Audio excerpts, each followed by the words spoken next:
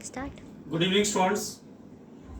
As I told you, daily I will be discussing the glossary extracted from the Hindu newspaper. So, due to paucity of time, I will not tell you in detail, but I will explain the words laconically, students. ये मैंने आपके सामने ये 5 to 6 words आपके सामने लिखे हुए students, और इसी तरह से हम डेली आपके सामने हिंदी न्यूज़पेपर के वर्ड डिस्कस करते रहेंगे. In every video I explain, I tell everyone ये वर्ड्स आपके पास में मिडिल फ्रीक्वेंसी से होते हैं. आपके एग्जामिनेशन में डायरेक्टली वर्ड्स पूछे जाते हैं. यदि आप इन वर्ड्स को एक्सट्रैक्ट करके अपनी एक डायरी में, एक नोटबुक में लिखते हैं, तो आप देखना स्ट्रेट में डायरेक्टली आपको ये वर्ड्स एग्जामिनेशन में मिलते हैं. हमने पहला वर्ड स्टूडेंट डिस्कस किया है स्टैग्नेंट. ये जितने भी वर्ड्स हैं आपके पास में हिंदू न्यूज़पेपर से हैं और आज का हिंदू न्यूज़पेपर, तो ये सबसे पहला वर्ड आपके पास आया stagnant. When we talk about the stagnant students, stagnant का मीनिंग आपके पास क्या होता है? Static, stationary. जैसे कि आपको पता है कि स्टेशनरी आपके पास में दो वर्ड होते हैं. They are coming under the category of the homophones. Homophones are the words which are different in spelling. They produce a different sound and they give the different meaning. यदि in place of e, यदि in place of a, if I write e, तो वो आपके पास में बन जाता है पेन एंड पेंसिल. पर यदि आपके पास में a आता है, इसका मतलब क्या बनता है? Motionless. Meaning of static, meaning of stationary, meaning of motionless, क्या बोलते हैं इसको? Stagnant. And how do we use this words in our language? Bacterias grow in stagnant water. कैसे वाटर में? जो आपके पास स्थिर होता है. Bacterias, you can take the example of mosquitoes. Mosquitoes grow in stagnant water. Student, I will give one more example. There are some ex-serviceman, they are joining the bank. तो bank में उनके 2 साल के बाद में इंक्रीमेंट लिखना बंद हो जाता है, लगना. फिर वो क्या बोलते हैं कि यार हम स्टैग्नेंट स्टेज पे पहुंच चुके हैं. इसका मतलब उनका सैलरी क्या हो चुकी है? स्थिर हो चुकी है, उससे आगे नहीं बढ़ेगी. तो इसका meaning stagnant, static, stationary and motionless. Students, if I talk about the distraught, काफी अच्छा शब्द है, काफी बार एग्जामिनेशन में पूछा गया है. Meaning of distraught is known as distress, upset, devastated and हार्टब्रोकन.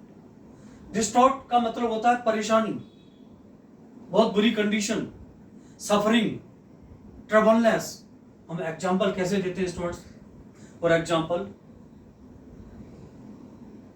He felt distraught when he heard the bad news. Bad news सुनने के बाद में उसको कैसा फील हुआ? डिस्ट्रेस हुआ और परेशानी हुई. The parents are the distraught when they found their son missing. इसका मतलब वो क्या थे? परेशानी में थे. तो meaning of distraught, distress, upset, devastated and heartbroken. Students, when we talk about the wastage, wastage काफी इंपॉर्टेंट वर्ड है, एग्जामिनेशन बार बार पूछा जाता है स्टूडेंट्स. इसका मीनिंग आपके पास क्या होता है? Trace. Meaning of remnant, meaning of reminder और रेसिड्यू. स्टूडेंट, आपको मीनिंग से ही पता चल रहा होगा जो किसी भी चीज के अवशेष बचते हैं. रिमाइंडर का मीनिंग क्या बनता है? अवशेष. रेसिड्यू का, जो यूज करने के बाद में जो वेस्टेज बनता है उसको क्या बोलते हैं हम? रेसिड्यू. उसी को क्या बोलते हैं? ट्रेस. क्या बोलते हैं? रेमेंट. मैंने एक एग्जांपल दिया students. There is no vestige of evidence against him. इसका मतलब उसके अगेंस्ट में कोई भी वेस्टेज, कोई भी साइन नहीं था. Students, when we talk about stigma, stigma का हिंदी में मीनिंग क्या होता है? कलंक होता है. स्टिग्मा, डिसग्रेस, अपमान, सोसरी, ब्लॉट, धब्बा, टेंटेड. हम जब किसी भी चीज को बेकार कर देते हैं हम क्या बोलते हैं? Tainted. When we talk about shame, और हिंदी में क्या बोलते हैं इसको? कलंक. Students, he worked very hard to overcome the stigma of his failure. उसने अपनी फेलियर के कलम को मिटाने के लिए उसने क्या किया, हार्ड वर्क किया। तो आप इसको सोशली जो किसी के ऊपर दाग धब्बा पड़ जाता है, that is known as the stigma. तो one more thing I will tell students, one more, stigma, disgrace, अपमान, ब्लॉट, धब्बा, टेंटेड, कलर, शेम, शर्म, colour.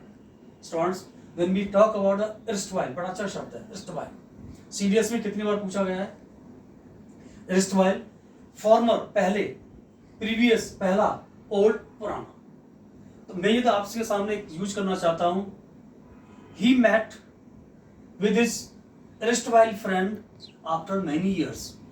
erstwhile chairman, erstwhile principal, कुछ भी हो सकता है। यदि आपके पास में erstwhile लगता है, इसका मतलब erstwhile आपके पास एडजेक्टिव है, और adjective are the words which qualify noun or pronoun. These words are placed before the noun or pronoun. तो erstwhile का आपके पास एग्जैक्ट मीनिंग क्या बना आपके पास में, farmer and previous. Students, I will tell you one more thing. Can anybody tell me the difference between the former and ex? Ex का भी मतलब पहले होता है, former का मतलब भी पहले होता है। See, former होता है immediate पहले, और ex का मतलब होता है काफी पहले। We talk about the former prime minister, we talk about the former president.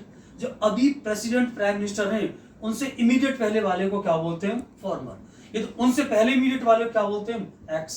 तो इसमें काफी बड़ा डिफरेंस है students. When we talk about elusive, elusive का मतलब होता है डिफिकल्ट टू अंडरस्टैंड, जो जिसका हम नहीं समझ पाते, उसी को क्या बोलते हैं, मिस्टीरियस। मिस्टीरियस का मीनिंग क्या होता है, रहस्य, और जो रहस्यमयी चीजें होती हैं, it's very difficult to understand. Students, मैंने एग्जांपल दिया, elusive target, an elusive result, an elusive answer. He gave an elusive answer. इसका मतलब उसका answer, the answer was not clear at all. That was he has given the mysterious answer. तो कोई भी चीज जो जिसको हमको समझने में काफी डिफिकल्ट होती है, डिफिकल्टी होती है, जो मिस्टीरियस होता है, रहस्यमय होता है, उसको क्या बोलते हैं, इल्यूसिव। तो student, I think, I hope आपको मेरी वीडियो काफ़ी अच्छी लगी होगी। इसी तरह से आप वीडियो को देखते रहें और आप अपनी वोकैबुलरी को एनहांस करते रहें। स्टूडेंट, फिर मैं बताना चाहूँगा कि without enhancing your glossary you can not qualify any exam. I am with you, I will help you out in every aspects. You should subscribe my channel, you must share it, and you must benefit, you will get the benefit. Okay, thank you, bye.